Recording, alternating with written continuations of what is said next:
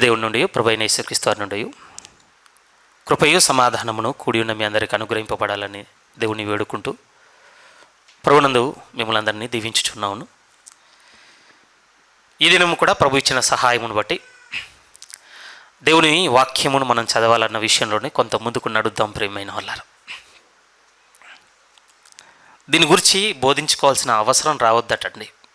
దేని గురించి అని అంటే, ఒక విశ్వాసికి బైబిల్ చదవాలి అని చెప్పవలసిన అవసరం రావద్దు అటు. ప్రియమైన వాళ్ళారా, నిజం చెప్పండి, ఆ మాట రైటేనా? రావద్దా? వచ్చింది ఇప్పుడు కదా. మీరు బైబిల్ చదవాలని చెప్పవలసిన టైం వచ్చేసిందండి. ఎంత బాధపడవలసిన విషయం తెలుసా? ఎందుకంటే బైబిల్ అనేది మనిషి మాట కాదు. ప్రియమైన వాళ్ళారా, మనుషులందరూ కోరుకొని సమాజానికి ఓ సిద్ధాంతం కావాలనో ఓ తత్వం కావాలనో రాసి ఇచ్చింది కాదండి. సాక్షాత్తు దేవుడు మనిషికి ఇచ్చిన తన మాట. ప్రియమైన వాళ్ళారా, అది మీ జీవితంలో నా జీవితంలో మీరు చదవాలని ఒకరు చెప్పవలసిన అవసరం మనకు ఏర్పడద్దు. కానీ బాధపడవలసిన విషయం ఏమిటి అని అంటే, ఇప్పుడు చెప్పవలసిన టైం వచ్చిందండి. అది మంచి పరిణామం కాదు. ప్రియమైన వాళ్ళారా, మనం క్రైస్తవులు అని పిలవడుటకు ఒక మంచి గుర్తు అసలే కాదు. సరే, నేనేం బాధపడటం లేదు, మిమ్మల్ని ఏం నిందించటం లేదు. కానీ నా ఆశ ఏమిటి అని అంటే, ఏ విధంగానైనా సరే మిమ్మల్ని బైబిల్ చదివేవారుగా చేయాలన్నది నా తీవ్రమైన ఆలోచన. ప్రియమైన వాళ్ళారు, నేను ఒప్పుకుంటాను, చదవగానే ఇట్టే అర్థం కావటం లేదు, నాకు తెలుసు. ఒక అధ్యాయం చదవగానే రెండో అధ్యాయంలోనికి వెళ్ళగానే మొదటి అధ్యాయంలో ఏం చదివామో గుర్తుండటం లేదు, అది కూడా నాకు తెలుసు. ఇప్పుడు ఉన్నటువంటి ఈ పరిస్థితుల్లో ఇప్పుడు ఓపిక్గా మన ఫోన్ అంతా దూరం పెట్టి, మన పిచ్చి సంభాషణ అంతా పక్కకు పెట్టి, మనకున్నటువంటి చెడ్డ ఆలోచనలన్నిటినీ దూరం పెట్టుకొని తెరిచి ఆ అక్షరాలను చదువుతూ కొద్దిసేపు ఒక దగ్గర కూర్చోవాలంటే ఇబ్బందిగా ఉందన్న విషయం నాకు కూడా తెలుసు. కానీ బాగా ఆలోచించండి ప్రియమైన వాళ్ళారా, మనం ఇలానే ఉంటే ప్రభువులో ఎప్పటికీ ఎదుగుదలను చూడలేము. మనం పిలుచుకున్న జీవితం చాలా గొప్పది. ప్రియమైన వాళ్ళారా, మనం వాక్యపట్నంగా చదువుకున్నటువంటి లేఖనంలోనే ఏ విధంగా కనపడుతుంది అని అంటే, తన ఆశ్చర్యకరమైన వెలుగులోనికి మనల్ని పిలిచాను అంటాడు ఆయన. పేతురు గారు రాస్తున్నటువంటి మొదటి పత్రిక 2వ అధ్యాయము, పేతురు గారు రాసిన మొదటి పత్రిక 2వ అధ్యాయము 9వ వాక్యం ముందుగా చదువుతున్నాను. పేతురు గారు రాసిన మొదటి పత్రిక 2వ అధ్యాయం 9వ వాక్యము. అయితే మీరు చీకటిలో నుండి ఆశ్చర్యకరమైన తన వెలుగులోనికి మిమ్మును పిలిచిన వాని గుణాతిశయములను ప్రచురము చేయు నిమిత్తము ఏర్పరచబడిన వంశమును, రాజులైన యాజక సమూహమును, పరిశుద్ధ జనమును, దేవుని సొత్తైన ప్రజలునై ఉన్నారు. బాగా మీ కళ్ళతో పెద్దగా చూడవలసిన పదం ఏమిటి అంటే, తన ఆశ్చర్యకరమైన వెలుగులోనికి మనల్ని పిలిచాడన్న పదం మిమ్ములను నన్ను ఆకర్షించాలి. ఆ వెలుగు చూడాలండి మనం. ఆ తీవ్రమైనటువంటి ఆలోచన, దేవుని పట్ల వేదన ఏమిటి అంటే, ఆ ఆశ్చర్యకరమైన వెలుగును మనం చూడగలగాలి. ప్రియమైన వాళ్ళారా, అది ఎలా సాధ్యపడుతుంది అని అంటే, స్థిరంగా మీ వినికిలో చెప్పగలను. కేవలం దేవుడు మనకిచ్చిన వాక్యంలో మనము ఎదగడాన్ని బట్టి, లేకపోతే ఆ వాక్యంతో మన జీవితమును కట్టుకోవడాన్ని బట్టి, ఆ వాక్యంతో మనము కొనసాగడాన్ని బట్టి, దేవుని ఆశ్చర్యకరమైన వెలుగును అప్పుడు మాత్రమే చూడగలం. ప్రియమైన వాళ్ళారా, అందుకోసమే మీతో స్థిరముగా పోయిన వారి నుంచి మాటి మాటికి మీ మీ వినికిడికి తీసుకొచ్చి చెప్పాలనుకుంటుంది ఏమిటి అంటే, ఇక మనం వ్యర్థం చేసుకున్న సమయం చాలు. ఎక్కువ సమయం వ్యర్థం చేసుకున్నాం, తక్కువే నేను చేసామన్నట్టు అనలేదు, ఎక్కువే చేసుకున్నాం. సరే, ఒక మనిషి అయితే కనికరం చూపలేకపోవడం, కానీ దేవుడైతే చూపించగలడు. ప్రియమైన వాళ్ళారా, ఎప్పుడు అంటే, దేవాది నా అజ్ఞాన కాలము నన్ను క్షమించని అడిగితే ఆయన మనల్ని క్షమించగలడు. కానీ ఇప్పటి నుంచి మాత్రం మనం ఉపయోగించుకోవాలి. నాకు తెలిసి సాధ్యమైనంత వరకు మన చర్చ్లో అందరికీ చదవడం వచ్చు, ఒక్కరు ఇద్దరు అనుకుంటాను బహుశా చదవడం రాని వాళ్ళు ఉన్నది. అందరి చేతిలో ఈరోజు బైబిల్ ఉంది. ప్రియమైన వాళ్ళారా, చర్చ్ మొత్తానికి ఒకే బైబిల్ ఉంది, అది చెప్పేట ఆయన దగ్గరనే ఉంటుంది. ఆయన ఆదివారం కనపడి మళ్ళీ ఆదివారం కనపడతాడు. అప్పటి వరకు అందులో ఏముందో చూద్దామంటే అసలు దొరకటం లేదు అనడానికి లేదండి. మనందరి చేతుల్లో ఉంది, మనందరికీ సమయం ఉంది. చదవాల్సిన బాధ్యత మన మీద ఉన్నది. పోయిన వారం మీకు గుర్తు చేసిన సందర్భం ఏమిటి అని అంటే, దేవుని వాక్యము అక్షయ బీజముగా, అక్షయ బీజం వల్ల మనం పుట్టింపబడామన్నటువంటి విషయాన్ని మీ వినికిడికి తీసుకొని వచ్చాను ప్రియమైన వాళ్ళ స్థిరముగా. మొదటైతే ఏమన్నాను అని అంటే, మనకు విశ్వాసం తక్కువగా ఉన్నట్లయితే చదవటాన్ని బట్టి విశ్వాసం అనుగ్రహింపబడుతుందని మీతో పంచుకున్నాను. ఇంకొంచెం స్థిరమైన సంగతిని మీతో ఏం చెప్పాను అని అంటే, ఇదిగో ఒక నూతన పురుషునిగా, ఒక నూతన స్వభావం కలిగిన వానిగా ఈ వాక్యం ద్వారా మనం పుట్టింపబడతామన్నటువంటి విషయాన్ని మీతో పంచుకోవడం జరిగింది. ఎందుకంటే ఒకప్పుడు పూర్వం అంతా ప్రాచీన పురుషునిగా ఉన్నాం, మనం పాపంలో జీవించాం, దేవునికి విరోధమైనవి ఎక్కువ చేయడానికి ఆశపడ్డాం తప్ప దేవునికి అనుకూలంగా బతకాలని ఒకప్పుడు అనుకోలేదు. కానీ దేవుడు ఎప్పుడైతే తన సంకల్ప ప్రకారము సత్యవాక్యం వలన మనల్ని కన్నాడో, ఇప్పుడు మనం నూతన పురుషునిగా చేయబడ్డాం. ఇప్పుడు మన ఆలోచన అంతా ఏమిటి అని అంటే, దేవునికి ఇష్టమైంది చేస్తే బాగుంటుంది అన్నటువంటి ఆలోచన మనకు కలుగుతుంది. ఇంతకాలం దేవునికి వ్యతిరేకంగా బతికాను, ఇక ముందు బతకకుండా ఉండాలన్నటువంటి ఆలోచన నెమ్మదిగా మనల్ని తింటూ ఉంటుంది. అదంతా దేనికి గుర్తుగా ఉంది అని అంటే, మనలో ఉన్నటువంటి నవీన పురుషుడు మనల్ని ప్రభావితం చేస్తున్నాడు అనడానికి గుర్తుగా ఉంది. అందుకోసం స్థిరంగా కొన్ని వాక్యాలు మీతో పోయిన వారం చూపించాను. అందులో ఏం గుర్తు చేశాను బలంగానంటే, దేవుడిచ్చిన ఈ వాక్యం, ఈ అక్షయ బీజం వలన మనం నూతనంగా జన్మించబడతామన్నటువంటి విషయాన్ని మీతో పంచుకున్నాను. స్థిరంగా చెప్పాలి అని అంటే, మనం పుట్టడం, నూతనంగా పుట్టడం అనేది ఈ అక్షయ బీజం వలన కలిగితే పుట్టగానే సరిపోలేదండి. మనందరికీ తెలుసు, ఒక బిడ్డ పుట్టాడు అనుకోండి, పుట్టిన తర్వాత అతనిలో మిగిలి ఉన్నది ఏమిటి అని అంటే ఎదుగుదల, అంతే కదా. ఒక బిడ్డ పుట్టిన తర్వాత మిగిలింది ఏంటి అంటే ఎదుగుదల. ఈరోజు ఒక నవీన పురుషునిగా మనం పుట్టిన తర్వాత కూడా ఇక మనలో కూడా పెండింగ్ ఏముంది అని అంటే ఎదుగుదలే ఉంది ప్రియమైన వాళ్ళరా. ఈరోజు ఆ ఎదుగుదల గురించి కొద్ది నిమిషాలు మీతో మాట్లాడతాను. ఆ ఎదుగుదలకు కూడా ఆధారం ఏంటి అని అంటే, దేవుడు మీకు నాకు ఇచ్చిన ఈ బైబిలే. పోయిన వారం మీతో పంచుకున్నటువంటి వర్తమానం మీకు నేర్పించింది ఏమిటి అని అంటే, ఈ దేవుని వాక్యము చదవడాన్ని బట్టి మనం నూతనంగా పుడతామన్నటువంటి విషయాన్ని మీతో పంచుకుంటే, ఈ వారం మీతో పంచుకోబోయేది ఏమిటంటే, ఈ వాక్యమును మనం చదువుటను బట్టి ఇక మనం ఎదుగుతామన్న విషయాన్ని మనం నేర్చుకుంటాం ప్రియమైన వాళ్ళారా.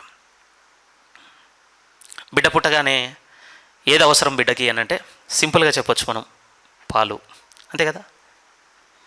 దాని ప్లేస్లో ఏది పెట్టినా ప్రమాదమేనండి బిడ్డకి, అంతే కదా. సాధ్యమైనంత వరకు తల్లిపాలకు మించింది ఇంకేది లేదు అంటుంటారు.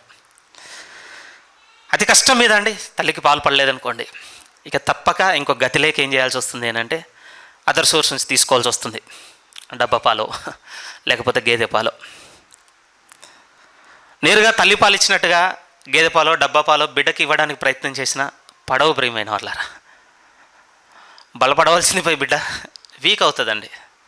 చాలా మంది పిల్లలకు మోషన్స్ కూడా పట్టుకుంటాయి, అరగదు, వామిటింగ్స్ అవుతుంటాయి. సరే, అదంతా మీకు తెలుసు నాకంటే ఎక్కువగా. నేను చెప్పాలనుకున్నటువంటి విషయం ఏమిటి అని అంటే, బిడ్డ పుట్టిన తర్వాత బిడ్డలో ఎదుగుదలకు మొట్టమొదటిగా కావాల్సింది ఏమిటి అని అంటే పాలు. దేవుని వాక్యం కూడా బైబిల్లో ఏం పోల్చబడింది అని అంటే, నిర్మలమైన వాక్యం అనే పాలు అని చెప్పబడ్డాయి ప్రియమైన వాళ్ళారు. దయచేసి అదే పత్రికలో ఉన్నాం కనుక చూడండి, 2వ అధ్యాయం మొదటి నుంచి మీరు చూడగలిగితే మన ఎదుగుదలకు మొదటి గుర్తు చూడండి. 2వ అధ్యాయం మొదటి నుంచి, ప్రభు దయాళుడని మీరు రుచి చూచి ఉన్న ఎడల సమస్తమైన దుష్టత్వమును, సమస్తమైన కపటమును, వేషధారణను, అసూయను, సమస్త దూషణ మాటలను మాని క్రొత్తగా జన్మించిన శిశువులను పోలిన వారే నిర్మలమైన వాక్యమును పాల వలన రక్షణ విషయంలో ఎదుగు నిమిత్తము ఇదిగో మీరు ఆ పాలను కోరుకుంటూ ఉండండి, అపేక్షించండి అని చెప్తున్నాడు. నిజమే ప్రియమైన వాళ్ళారా. బహుశా అనుకుంటాను, బిడ్డకు తల్లిపాలు కాకుండా ఏడుస్తుంది కదా అని నోట్లో ఏది పెట్టినా కూడా బహుశా తీసుకోకపోవచ్చండి, ఖచ్చితంగా. కానీ ఈరోజు మనం మారిపోయాం చూడండి. ప్రభులోనికి మనం జన్మించిన తర్వాత ప్రియమైన వాళ్ళారా, మన జీవితంలో ఏది మొదట చోటు చేసుకోవాలంటే ఈ వాక్యం అనే పాలను మనం అపేక్షించడం, చోటు చేసుకొని ఉండాల్సింది మన జీవితంలో. ఎదుగుదలండి.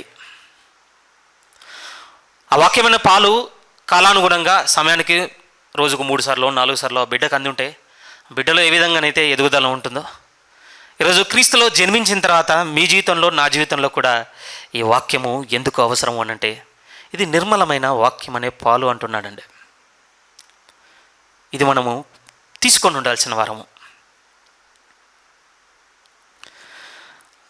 అది వ్యక్తిగతంగా మిమ్మల్ని విమర్శించేటట్టుగానే ఉంటుంది. మరి చదవటం లేదని చెప్పాల్సి వస్తుంది ప్రియమైన వాళ్ళారా. కానీ దేవుడు స్పష్టంగా చెప్తున్నాడు. ఆయన ఏమంటున్నాడు అనంటే ఈ వాక్యం అనే పాలు మీకు అవసరము, నాకు అవసరము మనం ప్రభులో ఎదగడానికి. నొచ్చుకోవద్దు, ఎక్కువసార్లు ఇదే అడుగుతున్నాను మిమ్మల్ని సంఘంలో. రోజు చదివేవారుగా ఉంటున్నారా మీరు దేవుని వాక్యమును? దయచేసి ఆలోచించండి. హితవాక్యం అనేదండి ఎక్కువసార్లు మనకు చెప్పబడదు ప్రియమైన వాళ్ళారా. సమయం అయిపోయింది అనుకోండి, ఇక చెప్పేవారు కూడా ఉండరు మనకి. బహుశా ఇప్పుడు మనకు ఉందేమో ఆ సమయం, అందుకని వినబడుతుంది. మీతో నేను చెప్పే మాట ఏమిటి అని అంటే, ఈ మాట చెప్పబడుతుండగానేనండి దాన్ని చదివేవారుగా ఉండాలి. అప్పుడప్పుడు అండి బాధ అవుతుంది వ్యక్తిగతంగా ఇలా ఆలోచిస్తున్నప్పుడు. ఏమో ఇలాంటి వాతావరణం సంఘంలో ఉన్నటువంటి కుటుంబాల్లో ఉందేమో లేదో అని. ఈరోజు తల్లిదండ్రులే పిల్లలను వాక్యం చదవండి అని చెప్పేవారుగా ఉండటం లేదండి ఇళ్ళలో. చాలా బాధపడవలసిన విషయం, చాలా బాధపడవలసిన విషయం అండి. అప్పుడప్పుడు అండి ఈ మధ్య కొన్ని పుస్తకాలు కొనుక్కొచ్చుకొని పూర్వ భక్తుల గురించి చదువుతున్నప్పుడు వాళ్ళ ఇంట్లో వాళ్ళు పెట్టుకున్న ఆ కట్టుబాటు ఈరోజు అలాంటిది ఇంట్లో పెడితే మనల్ని కొడతారేమో అన్నట్టుగా ఉందండి. బైబిల్ చదివితేనే బ్రేక్ఫాస్ట్ పెట్టిన రోజులట కొంతమంది సేవకుల ఇళ్ళలో. ఎలాంటి వాతావరణం తెలుసా? ఈరోజు నువ్వు బైబిల్ చదివి వస్తేనే నీకు బ్రేక్ఫాస్ట్. నువ్వు బైబిల్ చదవలేదనుకో, ఈరోజు నీకు ఏది లేదు అంటే బ్రేక్ఫాస్ట్ లేదు. ఎంత కఠినమైన తల్లిదండ్రులు అనుకుంటున్నాం కదా వాళ్ళు. మనం అండి కఠినంలో, మనం ఈరోజు కఠినంలో. పిల్లలను దేవుని వాక్యం పట్ల ఆలోచనలో పెంచలేనంత కఠినత్వంలో మనం ఉన్నాం, వాళ్ళు కాదు. వాళ్ళు సరైన పెంపకంలోనే పెంచారు. అందుకోసం ఈరోజు సంఘం ఇక్కడ దాకా వచ్చిందండి. బహుశా ఈ తరం కనుక దేవుని వాక్యం చదవకపోతే వచ్చే తరానికి సంఘం వెళ్ళదు ప్రియమైన వాళ్ళారా. ఇంకేం వెళ్తుంది చెప్పండి? మీరే మీ పిల్లలకు విశ్వాసాన్ని ఇవ్వకపోతే వాడు వచ్చే తరానికి ఏం విశ్వాసాన్ని ఇస్తారు? ఆ తర్వాత వచ్చే తరం వాళ్ళు ఇంకో తరానికి ఏం విశ్వాసం ఇస్తారు? బహుశా మీరు వెతుక్కునేటువంటి ఆలోచనలు ఉండకపోవచ్చు, కానీ నాకు ఇప్పుడు బాగా ఆలోచన కలిగేది ఏమిటి అని అంటే, ఇప్పుడున్నటువంటి నాతో పాటుగా ఉన్నటువంటి వాళ్ళందరూ సేవకులు. మీకు తెలుసా 17వ శతాబ్దం, 18వ శతాబ్దం, 19వ శతాబ్దంలో చెప్పినటువంటి సేవకుల ప్రసంగాలు వింటూ బతుకుతున్నారండి. ఇప్పుడు నాకు చాలా సిగ్గు కలిగింది ప్రియమైన వాళ్ళారా. ఇప్పుడు ఈ వాక్యం నేర్చుకుంటుంది ఎవరి మీద ఆధారపడ్డా తెలుసా అండి?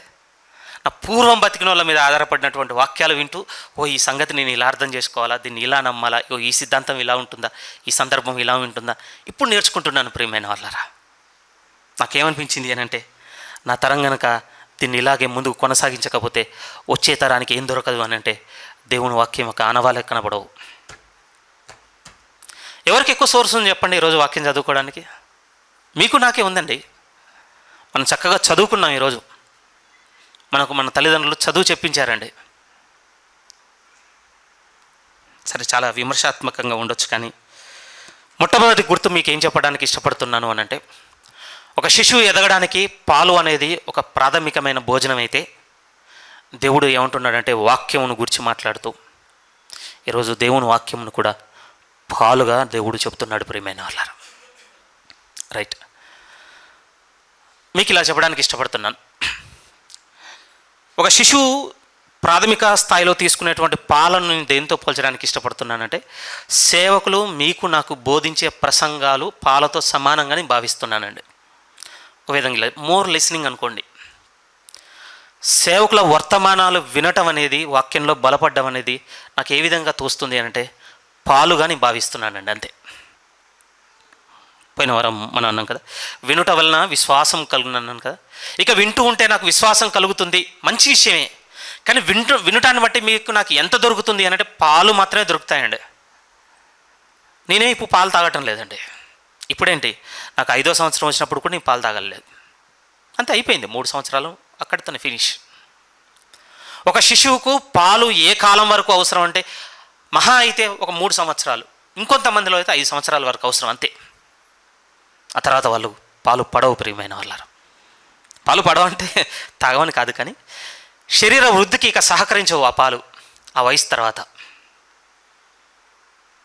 అలానే ఇప్పటి నుంచి వినడం ఆపేయమంటావు బ్రదర్ అంటే నేను అలానను. ఇప్పుడు కూడా మనం అక్కడో ఇక్కడో పాలు తాగుతూనే ఉన్నామండి.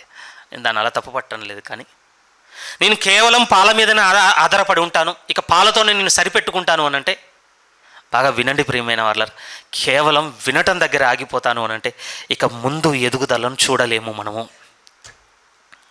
ఎందుకనంటే బిడ్డ ఎదుగుతున్నప్పుడు పాల క్రమం లేకపోతే పాల స్థాయి అయిపోయిన తర్వాత రెండో విషయం ఏం మొదలవుతుంది అని అంటే కొంచెం సాలిడ్ ఫుడ్ మొదలవుతుందండి. లేకపోతే ఇలా చెప్పొచ్చు బైబుల్ పదంలో రొట్టె అనుకోండి, లేకపోతే నార్మల్ డైట్ ఉంటుంది కదా, మనం భోజనము, ఆహారము, అన్నం అనుకోండి. మనకు బైబిల్ ఇచ్చినటువంటి జనాంగం దగ్గరికి పోయామనుకోండి, వాళ్ళ రెగ్యులర్ డైట్ ఏమిటి అంటే రొట్టె. పాల తర్వాత శిశువులో మొదలయ్యేటువంటి రెండవ దశ ఏమిటి అంటే ఎదుగుదలకు రొట్టె. ప్రియమైన వాళ్ళరా, ఆశ్చర్యకరంగా దేవుడు తన వాక్యమును ఇంకో చోట చెబుతూ ఏమన్నాడంటే, నా వాక్యం కూడా రొట్టె అని అన్నాడండి. మత్తయి సువార్త 4లోనికి మీరు రాగలిగినట్లయితే, మత్తయి సువార్త 4వ అధ్యాయము 4వ వాక్యం చదువుతున్నాను. మత్తయి సువార్త 4వ అధ్యాయం 4వ వాక్యాన్ని మీరు చూడగలిగితే, ప్రభు శోధింపబడుతున్న కాలము 40 దినములు అయిపోయిన తర్వాత ఆయన ఆకలి కొనగా అపవాది ఆయనతో అంటుంది, ఈ రాళ్ళు రొట్టెలగునట్లు ఆజ్ఞాపించు అనగానే ప్రభు మాట్లాడుతూ అంటున్న మాట 4:4 అంటున్నాడు ఆయన, మనుషుడు రొట్టె వలన మాత్రము కాదు కానీ దేవుని నోట నుండి వచ్చు ప్రతి మాట వలన జీవించును. దేవుడు రొట్టెతో, ప్రభు మాట్లాడుతూ రొట్టెతో ఇంకొక దాన్ని సరిపోలుస్తున్నాడు. ఏమిటంటే దేవుని నోట నుండి వచ్చు మాటను కూడా ప్రభు ఇక్కడ ఏ విధంగా సరిపోలుస్తున్నాడంటే రొట్టెగా. ఒక విధంగా హ్యూమన్ నార్మల్ డైట్ అనుకోండి, ఇది మన రెగ్యులర్ డైట్. ప్రియమైన వాళ్ళరా, మన అనుదినం తినే ఆహారము ఈరోజు మన ఎదుగుదలకు ఏ విధంగానైతే ఇప్పుడు ఉపయోగపడుతుందో బాగా వినండి. పాల దశ దాటిన తర్వాత మీలో నాలో మొదలయ్యే దశ ఏముంది అంటే ఈరోజు రొట్టెగా కూడా ఈ దేవుని వాక్యమును మనం తీసుకోవాల్సిన అవసరం మనకున్నది ఎదుగుదలకు. సరిగ్గా పెట్టలేదనుకోండి బలహీన పడిపోతాం, ఎనిమికి అవుతామండి, బ్లడ్ లెవెల్స్ పడిపోతాయి, మజిల్ గ్రోత్ ఉండదు. ప్రియమైన వాళ్ళారా, పౌష్టికాహారం తినలేదనుకోండి, అన్ని ప్రాబ్లమ్సే. ఎందుకు ఈ మాట చెప్తున్నాను అని అంటే ఈరోజు వాక్యం పట్ల మీరు గ్రహించగలుగుతున్నారంటే నేను చెప్తున్న ప్రతి మాట వెనుక మన ఆత్మీయంగా ఉన్నటువంటి పురుషుడు ఎంత బలహీనంగా ఉన్నాడో మీకు కనపడుతుందా? వాక్యం అనే పాల దగ్గర నిర్మలమైన పాలనివ్వక ఎంత ఒక విధంగా రకరకాల బోధలు వినేసి, ఎన్ని బోధలండి ఈరోజు, రకరకాల వ్యక్తుల సిద్ధాంతాలను వినేసి ఒక విధంగా వాక్యం అనే పాలను నిర్మలంగా తీసుకోవాల్సిన వాటిని పాడు చేసుకున్నాం. అక్కడ ఎఫెక్ట్ అయ్యాడండి మన నవీన పురుషుడు. పోనీ కొంచెం ముందుకు ఎదిగిన తర్వాత ఇక రొట్టెగానే ఉన్నటువంటి వాక్యాన్ని తీసుకోవాలి కదా అంటే ఈరోజు కూర్చొని చదివేంత ఓపిక లేక ఇక్కడ కూడా ఎఫెక్ట్ అయ్యాడు. ప్రియమైన వాళ్ళారా, ఏమో బహుశా డయింగ్ స్టేజ్లో ఉన్నాడేమో మనలో ఉన్నటువంటి నవీన పురుషుడు. మనలో ఉన్నటువంటి ఈ నూతన పురుషుడు చనిపోయే దశలో ఉన్నాడేమో ఆలోచించుకోవాలి. ప్రియమైన వాళ్ళారా, మనం బహుశా అందుకోసం మనం మంచికి సరిగ్గా రెస్పాండ్ అవ్వటం లేదండి. దేవుని విషయాలకు మనం సరిగ్గా ప్రతిస్పందించడం లేదు. ప్రియమైన వాళ్ళారా, పరిశుద్ధతకు, నీతికి, యథార్థతకు, వీటికి మనం సరిగ్గా ప్రతిస్పందించడం లేదు. ఎందుకు అనంటే మన ఆత్మీయ స్థితి చచ్చిపోయింది. ఎందుకు చచ్చిపోయింది బ్రదర్ అంటే మీతో చెప్తున్నాను, మన ఎదుగుదలకు అవసరమైన ఈ 4 ఒకదాని తర్వాత ఒకటి సరిగ్గా అందించకపోవడం వల్ల చనిపోక బతుకుతాడో చెప్పండి. అందుకోసం మళ్ళీ పురికొల్పాలన్న ఆలోచన. ప్రియమైన వాళ్ళారా, మళ్ళీ తిరిగి కట్టాలి. అందులో రెండో దశ ఏం చెప్తున్నాడు దేవుడు అనంటే, మనుషుడు రొట్టె వలన మాత్రము కాదు కానీ, అంటే తినొద్దని అసలు చెప్పడం లేదు, కానీ రొట్టె వలన మాత్రము కాదు కానీ దేవుని నోట నుండి వచ్చు ప్రతి మాట వలన బ్రతుకును. ఈ లేఖనంలో ప్రభు చేస్తున్నటువంటి ఆలోచన ఏమిటి అనంటే దేవుని వాక్యమును రొట్టెతో కూడా పోలుస్తున్నాడు. ప్రియమైన వాళ్ళారా, అయితే ప్రభు ఏమన్నాడు అనంటే ఇక్కడ రెండో విషయం ఏమన్నాడు అనంటే, మనం చదవడం మాత్రమే కాదట, ఆ చదువుతున్న దాని ద్వారా దేవుడు మనతో మాట్లాడే స్థాయికి మనం రావాలి అని చెప్తున్నాడు ఆయన. దేవుని నోట నుండి వచ్చు ప్రతి మాట వలన, ఒక విధంగా ఈ వాక్యం చదువుటను బట్టి ఆయన మనతో మాట్లాడే విషయాన్ని మనం వినగలగాలండి. బహుశా అదే కావచ్చు బైబిల్ ఎక్కువసార్లు వాడిన పదము ప్రత్యక్షత. దేవుని యొద్ద నుండి మనకు ప్రత్యక్షత దొరకాలన్నటువంటి విషయం ఎక్కువసార్లు చెప్పబడింది ప్రియమైన వాళ్ళరా. తెలుగు పదంలో నేను చెప్తున్నాను మీతో. ఎక్కడుంది బ్రదర్ ఒకసారి మాకు పదం చూపించు అని అంటే ఇక్కడ ఒకసారి చూపిస్తాను చూడండి. ఎఫెసీలకు రాసిన పత్రిక 1:19 మీరు చూడండి. పౌలు గారు ఎఫెసీ సంఘానికి రాస్తున్నటువంటి పత్రికలో ఆ మాటను మనం చూడగలము. మనకు కలిసి రాసున్నాయి 1వ అధ్యాయం 17-19 వాక్యాలు. ఎఫెసీలకు రాసిన పత్రిక 1వ అధ్యాయం 17 నుంచి. మీ మనోనేత్రములు వెలిగింపబడినందున ఆయన మిమ్మును పిలిచిన పిలుపు వలనైన నిరీక్షణ ఎట్టిదో, పరిశుద్ధులలో ఆయన స్వాస్థ్యం యొక్క మహిమైశ్వర్యం ఎట్టిదో, ఆయన క్రీస్తునందు వినియోగపరిచిన బలాతిశయమును బట్టి విశ్వసించు మన యందు ఆయన చూపుచున్న తన శక్తి యొక్క అపరిమితమైన మహాత్మ్యం ఎట్టిదో మీరు తెలుసుకొనవలనని మన ప్రభువైన యేసుక్రీస్తు యొక్క దేవుడైన మహిమా స్వరూపియగు తండ్రి తన్ను తెలుసుకొనుటనందు మీకు జ్ఞానమును ప్రత్యక్షతయు గల మనస్సును అనుగ్రహించినట్లు నేను నా ప్రార్థనలందు మిమ్మల్ని గూర్చి విజ్ఞాపన చేయుచున్నాను. అక్కడ పదం ఉంది, మీరు చూశారు కదా. దేవుని ఎడల ప్రత్యక్షత కలిగిన మనస్సు మీకు అనుగ్రహింపబడాలని నేను మీ గురించి ప్రార్థన చేస్తున్నాను అంటున్నాడు ఈ సేవకుడు.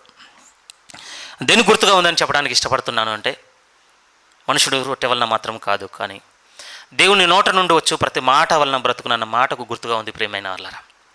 ఈ వాక్యం చదువుటను బట్టి నెక్స్ట్ దశ మనకు ఎక్కడికి రావాలి అని అంటే, దేవుడు మనతో మాట్లాడుట వినగలిగే స్థాయికి మనం రావాలి ప్రియమైన వాళ్ళరా. దీన్ని చదువుతున్నప్పుడు మనకు వెల్లడి చేస్తుండాలి ఆయన. ఈ విషయం ఇలా అని మనకు గుర్తు చేస్తుండాలి ఆయన. ఓకే, అది వినపడకపోవచ్చు వేరే వారికి, మనకు కూడా ఈ చెవికి వినపడకపోవచ్చు, కానీ మన అంతరంగంలో ఉన్నటువంటి మనస్సాక్షికి మాత్రం వినపడుతుందండి చదువుతున్నప్పుడు. అది 2వ దశగా ఉంది ప్రియమైన వాళ్ళారా. ఒకవేళ అది సరిగ్గా అందలేదనుకోండి, ఇలా చెప్పుచున్నందుకు నన్ను క్షమించండి. దేవుని నోట నుండి వచ్చి మాటను మనం పొందుకోకపోతేనండి మనం చచ్చిపోతామండి అంతే. వాక్యం అనే పాలు అనే స్థాయి మనకు కావడానికి ఈ వాక్యం చదవాలి ప్రియమైన వాళ్ళారా. ఈరోజు రొట్టెగా సరిపోల్చబడింది కనుక ఈ రొట్టె చేత బలమునందుకొని శరీరం ఎదుగుదల కూడా ఈ వాక్యం కావాలి. అది విడవకూడదు మీరు. ఒక విధంగా అండి, ఈ 2వ గుర్తు నేను ఏ విధంగా చెప్పడానికి ఇష్టపడతానంటే, ఇది సెల్ఫ్ రీడింగ్ స్టేజ్ అండి అంతే. ఇంకా ఎవరో మనకు చెప్పాల్సిన టైం కాదండి ఇది. ఒకరు వచ్చి మనకు చెప్పేది అది ఈ సెకండ్ స్టేజ్. చిన్నప్పుడు అండి, శిశువు ఉందనుకోండి, నెలల బిడ్డ ఉందనుకోండి, ఆకలి అయితే ఏం చేస్తుంది తెలుసా అండి? చెప్పండి, ఏం చేస్తుంది? ఏడుస్తుంది అంతే. అంతమించి ఏమైనా చేస్తుందా? ఏం చేయదు. కానీ ఒక 5 ఏళ్ళు లేకపోతే 10 ఏళ్ళు అనుకోండి, 10 ఏళ్ళ తర్వాత ఆకలి అయింది అనుకోండి, ఏడుస్తుంది అనుకుంటున్నారా? పోతుంది, ప్లేట్ తీసుకుంటారు, పెట్టుకుంటారు, తింటారు, అయిపోతుంది అంతే. దాన్ని కూర్చొని నాకు ఆకలి అవుతుంది దాని కింద కూర్చొని ఏడవరండి. వాళ్ళకి ఆకలి అయితే ఏం తెలిసింది అని అంటే, ఇప్పుడు నాకు ఆకలి అవుతుంది, పోయి తినాలి అంతే. ఈరోజు నేను నా ఇంట్లో నాకు ఆకలి కాగా నేనే పెట్టుకొని తింటాను, మీరు పెట్టుకొని తింటారు ప్రియమైన వాళ్ళారా. ఎవరో వచ్చి మీకు ఆకలి అవుతుందని ఏడుస్తున్నారని చూసి మీకు ఏం భోజనం పెట్టరు ఇప్పుడు మీ ఇంట్లో. దేవుని వాక్యం కూడా సెకండ్ స్టేజ్లో ఎలా ఉంది అంటే, సెల్ఫ్ రీడింగ్ స్టేజ్కి వచ్చేయాలండి మనం. చదవాలని మీకు చెప్పవలసిన అవసరం ఏర్పడద్దు ఇక. అలా ఏర్పడలేదు అని అంటే బలంగా చెబుతున్నాను, మీకు ఆనందం కలిగే మాట, మీరు రొట్టెతో బతుకుతున్నారు రోజు. ఇక మళ్ళీ ఎవరో నిలబడి మీరు వాక్యం చదువుకోవాలి, వాక్యం నేర్చుకోవాలి, వాక్యం మీకు కావాలని చెప్తున్నారు అని అంటే, మళ్ళీ నేను మీకు చెప్తున్నాను, మళ్ళీ పాల స్టేజ్ దగ్గర ఆగిపోయారండి. ఇంకా శిశువుగానే ఉన్నారు. ఇష్టపడతారా మీరు శిశువుగా ఉండడం? ఇష్టపడమండి. ఎదుగుదల కావాలి మనకంతే. మీకు సరిగ్గానే అర్థమవుతున్నాయి అనుకుంటున్నాను ప్రియమైన వాళ్ళ నా మాటలు. నేను చెప్పడానికి ఇష్టపడుతున్నది ఏమిటి అని అంటే, దేవుని వాక్యము మళ్ళీ మీకు ఒకరు చదువు అని చెప్పగలిగే స్థాయికి రావద్దు. మీకు మీరుగా వాక్యాన్ని తెరిచి చదువుకునేటువంటి మనసులోనికి మీరు రావాలని సంఘమును పిలుస్తున్నాను ప్రియమైన వాళ్ళారా. ఇంకొక స్టేజ్ కూడా ఉందండి. మనం యూజువల్గా అంటే నార్మల్ డైట్తో పాటుగా కొంచెం హెవీ డైట్ కూడా తింటామండి అప్పుడప్పుడు మనం. ఒక విధంగా హెవీ డైట్. హెవీ డైట్ ఏంటి అంటే సింపుల్గా చెప్పొచ్చు. అంటే ఇప్పుడు అంటే కరోనా వచ్చి అన్నీ మార్చేసింది, కానీ ఒకప్పుడు హెవీ డైట్ అంటే వీక్లీ వన్స్ మంత్లీ వన్స్ అన్నట్టు ఉండేదండి, అంతే కదా. మాంసాహారం చాలా అరుదుగా తినేవారం ఒకప్పుడు. ఇప్పుడైతే రోజు తినేటువంటి పరిస్థితులు వచ్చేసాయి. ఆశ్చర్యకరంగా దేవుడు కూడా తన వాక్యాన్ని దేంతో పోల్చాడు అని అంటే చాలా ఒక విధంగా సాలిడ్ ఫుడ్తోనే పోల్చాడండి. హెబ్రీలకు రాసిన పత్రికలోనికి మీరు వస్తే ఆ మాటలు కనబడతాయి ప్రియమైన వాళ్ళ. హెబ్రీలకు రాసినటువంటి పత్రిక 5వ అధ్యాయంలోనికి మీరు వస్తే, హెబ్రీలకు రాసినటువంటి పత్రిక 5వ అధ్యాయము 12 నుంచి నేను చదువుతున్నాను. 12వ వాక్యం నుంచి 11 నుంచి చదువుదామండి, సీరియస్గా ఉంటుంది. ముందైతే ఒక ఆజ్ఞ ఉంది కనుక అక్కడ 11 నుంచి చదువుకుందాం. ఇందును గురించి మేము చెప్పవలసిన అనేక సంగతులు ఉన్నవి, కానీ మీరు వినుటకు మందులైనందున వాటిని విషదపరచుట కష్టము. నీకు అర్థం చేయించలేకపోతున్నాం అసలు అంటున్నాడు. ఆ తర్వాత అంటున్నాడు 12లో, కాలంను బట్టి చూచితే మీరు బోధకులుగా ఉండవలసిన వారై ఉండగా దేవోక్తులలో మొదటి మూలపాఠములను ఒకడు మీకు మరలా బోధింపవలసి వచ్చెను. మీరు పాలు త్రాగవలసిన వారే కానీ బలమైన ఆహారము తినగలవారు కారు. మరియు పాలు త్రాగు ప్రతి వాడును శిశువే గనక నీతి వాక్యముల విషయంలో అనుభవం లేని వాడై ఉన్నాడు. మీరు చూసారా, శిశువుగానే మనం ఆగిపోతే ఎంత పెద్ద ప్రమాదం ఉంది. అక్కడ ఒక పదం ఉందండి, అనుభవం లేకుండా అయిపోతామట. మీతో అన్నాను కదా, మనం లిజనింగ్ దగ్గర ఆగిపోతేనండి, మనం కేవలం వినటం దగ్గర ఆగిపోతే ఏం లేకుండా పోతామట అంటే నీతి వాక్య విషయంలో అనుభవమే ఉండదట మనకి. ఇక కిందికి వచ్చేసరికి ఇంకా అంటున్నాడు అలానే, మరియు మీరు పాలు త్రాగు ప్రతి వాడును శిశువే గనక నీతి వాక్య విషయంలో అనుభవం లేని వాడై ఉన్నాడు. వయసు వచ్చిన వారు అభ్యాసం చేత మేలు కీడులను వివేచించుటకు సాధకము చేయబడిన జ్ఞానేంద్రములు కలిగి ఉన్నారు గనక బలమైన ఆహారము వారికే తగును. ఒక పెద్ద డిస్క్రిప్షన్, వివరణ రాస్తున్నాడు ప్రియమైన వాళ్ళ. ఇంకొక స్టేజ్ ఏం చూపిస్తున్నాడు వాక్యానికి అంటే ఇది బలమైన ఆహారము. వాస్తవానికండి ఈ పత్రిక ఎవరికి రాస్తున్నాడు అని అంటే ఒక విధంగా యూదులకే రాస్తున్నాడు అండి. అంటే యూదుల్లో నుంచి మారి క్రైస్తవ్యంలోనికి వచ్చిన వారు. అప్పుడు కాలంను బట్టి చూస్తే మీరు బోధించవలసిన వారు. ఎందుకనంటేనండి నిజంగా ధర్మశాస్త్రము వారికే ఉంది, వారే యూదా సాంప్రదాయాలన్నింటినీ పాటించిన వారు. దేవుని కట్టడలు వారికే ఉన్నాయండి ఒకప్పుడు. ఈరోజు అన్యుల్లో నుండి క్రైస్తవ్యంలోనికి వచ్చిన వారికంటే యూదుల్లో నుండి క్రైస్తవ్యం వచ్చిన వారు వీరికున్న బాధ్యత ఏమిటి అంటే కాలంను బట్టి చూస్తే అన్యుల్లో నుండి క్రైస్తవ్యంలోనికి వచ్చిన వారికి మీరు బోధించవలసిన వారు. మీరు మీ స్టేజ్ ఎలాంటిది అని అంటే కాలంను బట్టి చూస్తే మీరు బోధించవలసిన స్థాయి మీది. కానీ ఎంత పడిపోయారు మీరు అని అంటే మళ్ళీ మూల పాఠములు మీకు ఒకటి చెప్పవలసినంత స్థాయికి దిగిపోయారు మీరు. అంటే దాని అర్థం ఇప్పుడు ఒక సర్టెన్ టైం తర్వాత మనందరం ప్రీచర్స్ అయిపోమంటున్నాడా ఈ వాక్యం అంటే నేను అంగీకరించాను. కానీ వీళ్ళ స్థితి ఎలా ఉంది అంటే ప్రియమైన వాళ్ళారా, కాలమును బట్టి చూస్తే ఎదిగిన తర్వాత బలమైన ఆహారం తగునండి. మనకు తెలుసు ఒకప్పుడు మనము చాలా ఆశ్చర్యంతో చాలా ఏమనాలి హ్యాపీగా ఫీల్ అయిన స్టేజ్ ఏమిటి అంటే చిన్న చిన్న పిల్లలు పెద్ద పెద్ద విషయాలు మాట్లాడుతున్నప్పుడు మనం చాలా హుషారైపోయామండి ఒక టైమ్స్లో. అప్పుడప్పుడు వీడియోలు చూస్తూ ఆ టైమ్స్లో ఇంత చిన్నోడు ఎంత పెద్ద ప్రసంగం చెప్తున్నాడు ఖుషి అయినామండి. నేను కూడా ఒక టైమ్స్లో మాకు కూడా ఎట్లా బోధించాలన్నటువంటి సెషన్స్ అవుతున్నప్పుడు బాగా ప్రిపేర్ అయ్యి ఇట్లా చెప్పాలి అట్లా చెప్పాలని అది ఇది చెప్తున్నప్పుడు ఎంకరేజ్ చేస్తున్నప్పుడు పొగుడుతున్నప్పుడు సూపర్ సూపర్ అనుకున్నాం. బలమైన ఆహారం తినదగిలే వయసు కాదది.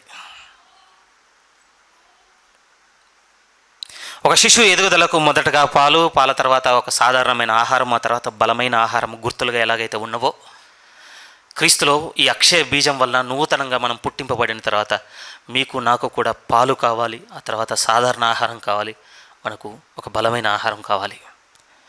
ఈ మూడిటికి గుర్తు ఏమిటి అని అంటే వాక్యం అని దేవుడు చెప్తున్నాడు. ప్రియమైన వాళ్ళారా, మీకు ఆశ కలుగుతుందో లేదో నాకు తెలియదండి. ఇక్కడ నుంచి నేను చదవాలన్న తీర్మానం తీసుకుంటానని అనుకుంటున్నారో లేదో నాకు తెలియదు. కానీ నేనైతే మీ అందరి రక్తం విషయం అయితే నిర్దోషిగా ఉండాలనుకున్నానండి. రేపు రోజున దేవుని ముందు నిలబడ్డ తర్వాత పాట పాడారు కదా మన మధ్యలో, ఆయన ముందు నిలబడ్డ తర్వాత ఆత్మల సంగతి ఏంటి అన్నప్పుడు ఒక విషయంలోనైతే సరే ఎంతమందిని తెచ్చానన్న దానికి నేను నా దగ్గర అయితే దేవుని దగ్గర లెక్క ఉండదు. కానీ నేను ఒక విషయంలో అయితే మీ పట్ల చేతులు దులుపుకోగలను. దేవాలతోనైతే చదవమని అయితే వాక్యం చెప్పాను. నేను చాలా బలంగానే చెప్తున్నాను ప్రియమైన వాళ్ళారు మీతో. ముందు వినండి. ప్రభులో నూతనంగా పుట్టింపబడగానే కొద్దికాలం వినండి ప్రియమైన వాళ్ళారా. నిర్మలమైన వాక్యమును పాలనే అపేక్షించండి. నిర్మలమైనది, శ్రేష్టమైనవి వినండి. వినడం మాత్రం ఆగిపోకండి ప్రియమైన వాళ్ళారా. ఆ తర్వాత దేవుని నోటి నుండి వచ్చి ప్రతి మాట వలన బ్రతికే స్థాయికి మీరు రావాలి. దాని తర్వాత మూడో స్థాయి ఏమిటంటే నీతి వాక్యం విషయంలో అనుభవ జ్ఞానంలోనికి వచ్చే స్టేజ్కి మీరు రావాలని నేను ఆశపడుతున్నాను. మళ్ళీ చదువుదామండి ఆ మాటలు. హెబ్రీ అవసరం. మళ్ళీ చదువుతున్నాను, మళ్ళీ ఒకసారి 11 నుంచి మళ్ళీ చదువుతాను. ఇందును గూర్చి నేను చెప్పవలసినవి అనేక సంగతులున్నవి, కానీ మీరు వినుటకు మందులైనందున వాటిని విషదపరచుట కష్టము. కాలమును బట్టి చూచితే మీరు బోధకులుగా ఉండవలసిన వారై ఉండగా దేవోక్తులలో మొదటి మూలపాఠములను ఒకడు మీకు మరలా బోధింపవలసి వచ్చెను. మీరు పాలు త్రాగవలసిన వారే కానీ బలమైన ఆహారము తినగలవారు కారు. బాధ అవుతుంది ప్రియమైన వాళ్ళారా ఈ మాట ఇలా చదువుతున్నప్పుడు. ఏమండి, మన అనారోగ్యంతో ఉన్నప్పుడు తప్ప మిగిలిన టైంలో ఎవరు కూడా మనకు పాలో బ్రెడ్డో పెట్టరండి. అలా పెడుతున్నారంటే మనం చాలా సీరియస్ అవుతాం వాళ్ళ పట్ల. ఏమనుకుంటున్నావు నా సంగతి? నువ్వు ఏం తింటా అనుకుంటున్నాను? ఎప్పుడనంటే మనం కేవలం సిక్ అయినప్పుడు మాత్రమే పాలో బ్రెడ్ ఉండండి. రిమైనింగ్ టైం అంతానండి ఇంకంతే. అప్పుడప్పుడు అంట గట్టిగా తినాలన్న పదం ఒకటి వాడుతుంటాం కదా, అట్లా ఉంటామండి. ఇంట్లో అందరూ మంచిగా నాన్ వెజ్ వండుకోండి, కొంచెం మంచి ఫుడ్ అంతా వండుకొని వాళ్ళందరూ ప్లేట్లు పెట్టుకొని తింటూ మనకు సీరియస్గా మన ప్లేట్లో బ్రెడ్ పెట్టి ఇంత జామ్ పెట్టారు అనుకోండి, ఎంత కోపం వస్తుందో తెలుసా మనకి. ఎందుకు కోపం అంటే, నేను ఎదగలేదు అనుకుంటున్నావా, నేను తినలేను అనుకుంటున్నావు, ఇన్ని డైలాగులు ఉంటాయండి మన దగ్గర. మరి దేవుని వాక్యం దగ్గర ఏంది ఇట్లా అయిపోయాం మనం? ఇది పాలైనా పర్వాలేదు, నాకు కడకు నీళ్ళైనా పర్వాలేదు అన్నంత ఎంత విడిచేసి బతుకుతున్నాం కదా. వదులుకున్నామండి మనం దేవుని దగ్గర అన్నిటినీ. లేదు నేను చాలా ఖచ్చితంగా ఉన్నాను, నేను చాలా బలమైన ఆహారం తినగలిగేంత ఎదిగాను ఇప్పుడు, నాకు ఇదే కావాలని దీనికోసం వెంపర్లాడుతూ వెళ్తానన్నటువంటి ఆలోచన లేదు ప్రియమైన వాళ్ళ. ఏం పెట్టకపోయినా పర్వాలేదులేండి, నాకు ఎవ్రీ సండే ఏం వెళ్తాను చెప్పండి, అంతే కదా డైలాగ్. ప్రతి ఆదివారం ఏం వెళ్తాను దేవుని సన్నిధికి. ఏంటో ఆ 4 పాటలు ఏంటో, 2 ప్రార్థనలు ఏంటో, 1 గంట ప్రసంగం ఏంటో, పోతున్నప్పుడు వందనాలు చెప్పుకొని పోవడం ఏంటో. సిగ్గుపడాలి ప్రియమైన వాళ్ళారు మనం. దేవుని పరిశుద్ధ సేవకుడు అంటున్నాడు. ఆయన అంటూ ఏమంటున్నాడు అంటే, కాలమును బట్టి చూస్తే మీరు బోధకులుగా ఉండవలసిన వారే ఉండగా దేవోక్తులలో మొదటి మూలపాఠములను ఒకడు మీకు మరలా బోధింపవలసి వచ్చును. మీరు పాలు త్రాగవలసిన వారే కానీ మీకు బలమైన ఆహారము తినగలిగిన వారు కారు. ఈ మాట అనగానే దేవుని దగ్గర మనం చాలా బాధపడాలటండి. ఎందుకు దేవా నన్ను అంత పెద్ద మాట అంటున్నావు, నేను ఎదగలేదేంటి, నేను తినగలను, ఒక విధంగా గోజాడాలటండి. నాకు సేవకుడు దీన్ని ఇక్కడ సరిపోలుస్తూ దూతతో యాకోబు పెనుగులాడినటువంటి సందర్భాన్ని కలిపినప్పుడు నాకు చాలా ఆశ్చర్యం వేసిందండి. ఆ సేవకుడు చెప్పింది ఏమిటి అని అంటే, ఈ మాట చదవగానే మనకు యాకోబు గుర్తొచ్చేయాలటండి. ఏంటి దేవా నన్ను ఎందుకు అంత మాట అంటున్నావు, నేను ఇప్పుడు ఎదిగాను, నేను అర్థం చేసుకోగలను, నేను బలమైన ఆహారం తినగలిగేంత శక్తి నాకు వచ్చేసింది, నాతో మాట్లాడని పెనుగులాడాలటండి మనం. ఈ వాక్యం ముందు పెట్టుకొని నువ్వు నాతో మాట్లాడు, నేను డైజెస్ట్ చేసుకోగలను, నాకు ఆ శక్తి ఉందని మనం పెనుగులాడాలటండి. చాలా ఈజీ అయిపోయాం ప్రియమైన వాళ్ళారు మనం. నాకెందుకు ఇదంతా, రేపు చాలా బాధపడతామండి మనం. నిజం, మనం రేపు చాలా బాధపడతాం ప్రియమైన వాళ్ళారు. నేను మిమ్మల్ని నిందించడం లేదు, కానీ నా బలమైన ఆశ ఏమిటి అంటే సంఘం పట్ల మీరందరూ వాక్యం చదవాలి ప్రియమైన వాళ్ళారు. సంఘంలో ఇంకా బోధించవలసిన చాలా విషయాలు ఉన్నాయండి. కొన్ని సంగతులు మీతో చెప్తేనే ఈ 3 ఏళ్ళ మీ వల్ల అవ్వలేదు ప్రియమైన వాళ్ళారు కొన్ని గ్రహించడం.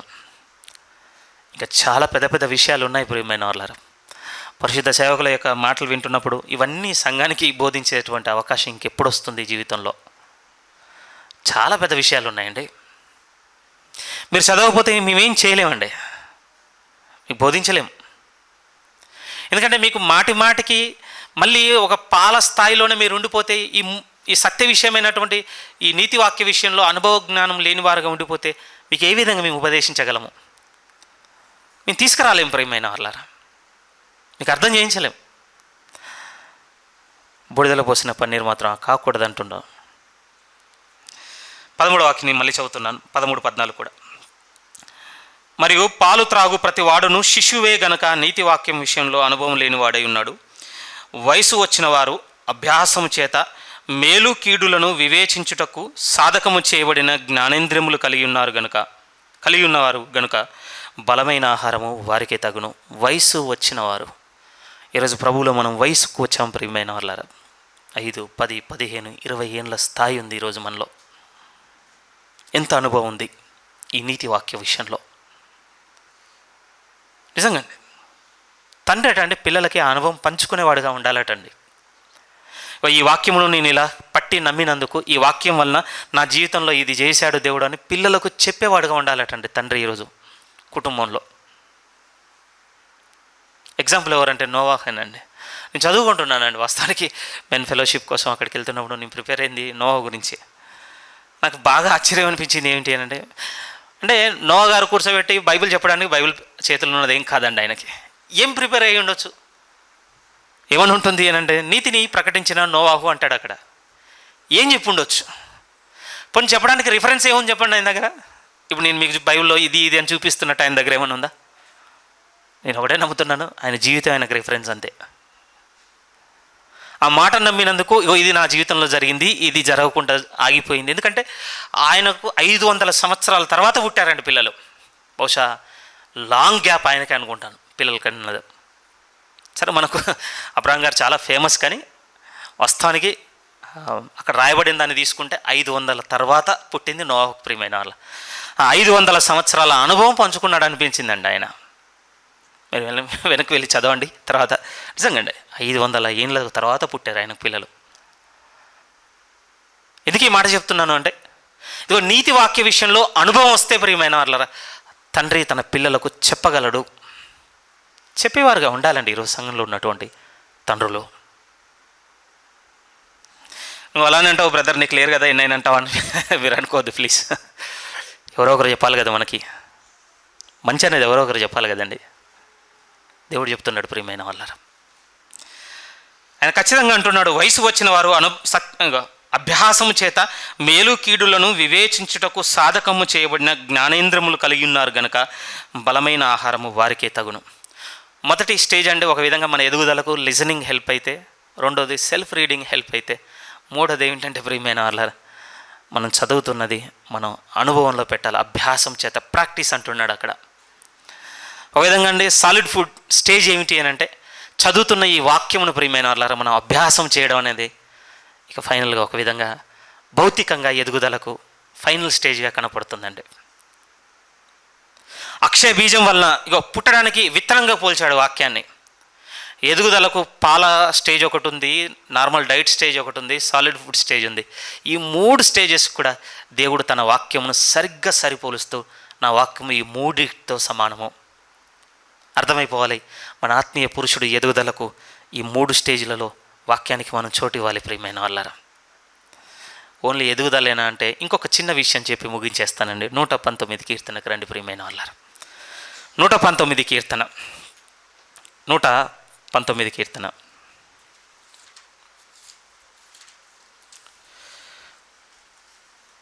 130 వాక్యం చదువుతున్నాను ప్రియమైన వాళ్ళ. 130 నీ వాక్యములు వెల్లడి అగుటతోడనే వెలుగు కలుగును, అవి తెలివి లేని వారికి తెలివిని కలిగించును. మాట చదవడంలో నా ఉద్దేశం ఏమిటి అని అంటే కేవలం ఎదుగుదలే కాదటండి, ఒక విధంగా మన మానసికమైన వికాసం కూడా ఈ వాక్యంతోనే ఉంది అంటున్నది లేఖనము. వాక్యము వెల్లడి అగుటతోడనే మనకు వెలుగు కలుగుతుందట, తెలివి లేని వారికి తెలివి దొరుకుతుందట అండి ఈ వాక్యం చదువుటను బట్టి.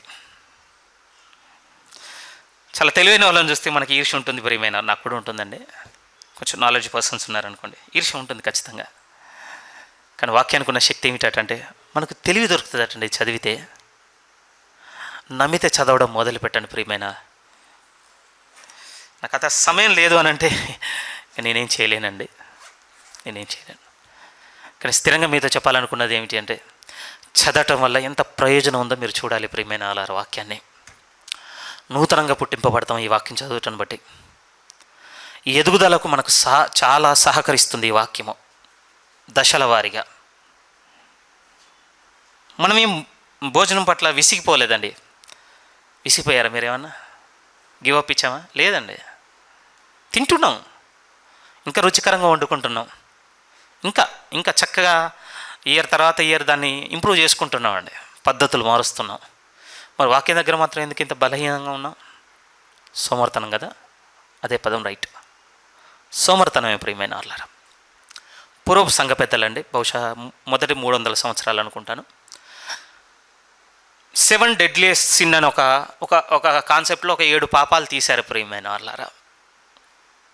ఒక భయంకరమైన 7 పాపాలు. ఆ 7 ఒకటి ఏంటో తెలుసా అండి?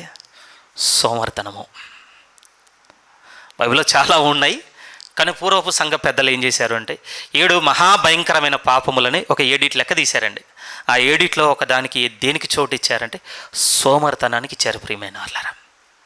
బహుశా మీ భౌతికమైన జీవితం పట్ల, మీ అందం పట్ల, మీ అలంకరణ పట్ల, వాటి పట్ల మీరు చాలా అలర్ట్గా ఉండొచ్చు, టైం టు టైం అప్డేటెడ్గా ఉండొచ్చు మీరు.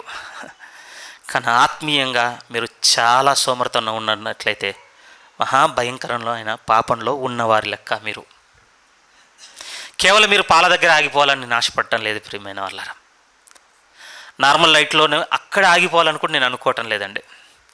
కాలంను బట్టి చూస్తే నీతి వాక్య విషయంలో అనుభవ జ్ఞానం పొందుకునే స్థాయి కూడా మీరు రావాలని ఆశపడుతున్నాను. నా మాటల యొక్క అర్థం మీకు చేరింది అనుకుంటున్నాను. వచ్చే వారం కూడా దీని గురించే మాట్లాడతాను ప్రియమైన వాళ్ళారా. ఇంకొన్ని ప్రయోజనాలు ఉన్నాయండి వాక్యం చదవడం బట్టి మనకు వచ్చేటివి, చాలా ముఖ్యమైనవి, చాలా అవసరమైనవి. వచ్చే వారం కొన్ని మాట్లాడుకుందామండి. ఇంకా ప్రొలాంగ్ చేయను, వచ్చే వారంతోనే దీన్ని ఇక్కడితో ఆపుతాను ప్రియమైన వాళ్ళారా. మళ్ళీ ఒక సంవత్సరం తర్వాత మళ్ళీ మాట్లాడుకుందాం. ఎందుకంటే సంఘంలో నాకు ఒకటి బాగా ఏమర్థమైందంటే ప్రతి సంవత్సరం ఒకసారి అలా చెప్తూ ఉండాలని నాకు తెలిసిందండి, వాక్యం చదవండి మీరు అని. ఇంకా చాలామంది బైబిల్ పేజెస్ కలర్ కూడా మారలేదండి మీవి కదా, ఇంకా కొత్తగానే ఉన్నాయండి. కొంతమంది పేపర్లు కూడా వస్తలేవు, మీ మధ్య కూర్చున్నప్పుడు తెలుస్తుంది అండి, తీస్తున్నప్పుడు మీ పేపర్లు కూడా రావటం లేదు, అతుక్కునే ఉన్నాయి, ఇంకా తెలిసిపోతుంది ప్రియమైన వాళ్ళారా. మీరు తెరవటం లేదు. అది కొత్తగా ఉంటే ఏమన్నా అందమా అండి? ఏమన్నా ఉపయోగం చెప్పండి అది మనకి కొత్తగా ఉంటే? ఒక సేవకుడు అంటాడు ప్రియమైన వాళ్ళ, ఒక ఆత్మీయ అంటే ఒక క్రైస్తవుని ఆత్మీయ స్థితి అటండి అతను బైబిల్ చూసి చెప్పొచ్చు అంటుంటాడండి. ఓపెన్ కూడా చేశాడు కాదట, జస్ట్ ఇక్కడ ఉంటాయి చూడండి, ఓపెన్ చేసినప్పుడు ఇక్కడ ఉన్న కలర్ని బట్టే చెప్పొచ్చు అంటాడు ఆయన. పేజెస్ నిజమే ప్రియమైన వాళ్ళారా, చాలామంది ఇంకా కొత్తగానే ఉన్నాయి. ఏమర్థమవుతుంది అంటే తెరవటం లేదు మీరు అసలు. ప్లీజ్ చదవండి, స్టార్ట్ చేయండి. అసలు అర్థం కావటం లేదు అని అంటే అట్లీస్ట్ న్యూ టెస్ట్మెంట్ అన్న చదవండి. న్యూ టెస్ట్మెంట్ అన్న చదవండి, చాలా సింపుల్గా ఉంటుంది, ఈజీ లాంగ్వేజ్ ఉంటుంది, తెలిసిపోతుంది ప్రియమైన వాళ్ళారా. కొన్ని అర్థమవుతుంటాయి, మరి ఓల్డ్ టెస్ట్మెంట్ అనుకోండి చాలా ఇబ్బంది ఉంటుంది, అసలు అర్థం కాదు. ఒక విధంగా నపుంసకునిలానే ఉంటుంది, ప్రవక్త ఎవరి గురించి మాట్లాడుతున్నాడు అట్లా ఉంటుంది మన పరిస్థితి కూడా. దేని గురించి మాట్లాడుతున్నాడు, ఎవరి గురించి మాట్లాడుతున్నట్టునే ఉంటుంది. న్యూ టెస్ట్మెంట్ అనుకోండి చక్కగా ఫ్రేజ్ బై ఫ్రేజ్ అర్థమవుతుంటుంది. ఇదిదా పేరా బై పేరా మనం అర్థం చేసుకోగలం. చదవండి, అట్లీస్ట్ న్యూ టెస్ట్మెంట్ అన్న చదవండి, బట్ చదవండి, సరేనా?